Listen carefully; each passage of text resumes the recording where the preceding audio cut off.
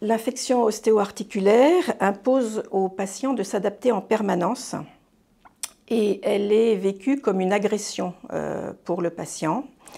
Cette adaptation épuise psychiquement. Et c'est dans ce contexte-là qu'une aide psychologique, voire médicamenteuse, psychiatrique, peut être nécessaire. Et d'autre part, cette adaptation peut aussi provoquer des mécanismes de défense chez le patient et entraîner de la révolte, de l'agressivité ou au contraire de la régression, de la passivité. C'est important de repérer ces mécanismes de défense, de les comprendre de façon à éviter une perturbation des relations entre le patient et l'équipe soignante.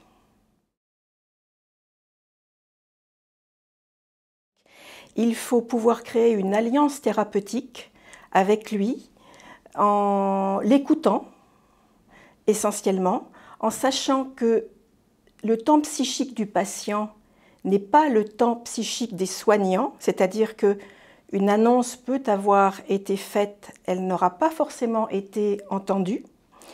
Il faut prendre du temps et ce temps est un bouleversement dans le cadre de la pratique chirurgicale aussi. D'autre part, l'infection ostéo-articulaire oblige le chirurgien et les soignants, les infectiologues qui travaillent avec, à des multiples annonces. Alors, il n'y a pas d'annonce parfaite, mais il y a des annonces qui sont moins dévastatrices que d'autres. Et bien annoncer, c'est d'abord bien écouter.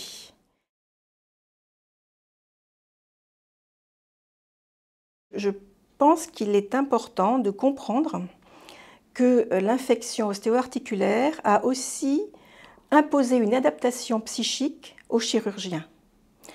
On n'est plus dans l'image du héros solitaire au bloc opératoire étanche dans l'hôpital.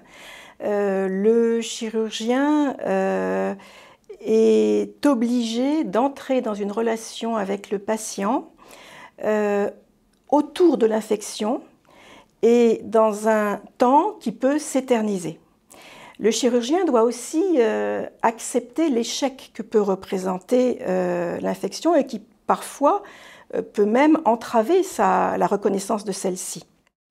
N'importe quel professionnel, donc les hygiénistes, qui s'adresserait à un chirurgien dans le cadre d'une infection sur site doit avoir en tête que l'infection a eu un impact émotionnel sur le chirurgien.